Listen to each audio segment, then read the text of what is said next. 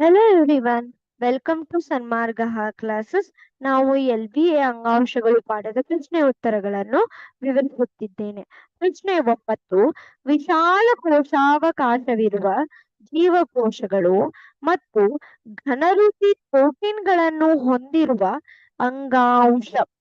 ವಿದ್ಯಾರ್ಥಿಗಳೇ, ನಾವು ಈಗ ಪ್ರಾಣಿಗಳ ಅಂಗಾಂಶಗಳ ಬಗ್ಗೆ ಮಾತನಾಡುತ್ತಿದ್ದೇವೆ. ನೋಡಿ, ಒಮ್ಮೆ ಆಪ್ಷನ್ ಅನ್ನು ಗಮನಿಸಿ. ಮೃದ್ವಸ್ಥಿ, ಅಸ್ಥಿರಜ್ಜು, ಅನುಲೇಪಕ ಅಂಗಾಂಶ ಮತ್ತು ಸ್ನಾಯು ಅಂಗಾಂಶ ಇದು ಪ್ರಾಣಿಗಳ ಅಂಗಾಂಶಗಳಾಗಿವೆ. ಆಯ್ತಾ? ಸೊ ಇಲ್ಲಿ ನೋಡಿ, ಈ ಚಿತ್ರಣವನ್ನು ಗಮನಿಸಿ. ವಿಶಾಲ ಕೋಶ ಅವಕಾಶವಿರುವ, ನೋಡಿ ವಿಶಾಲವಾಗಿದೆ, ಮಧ್ಯದಲ್ಲೆಲ್ಲ ತುಂಬಾ ಜಾಗ ಇದೆ.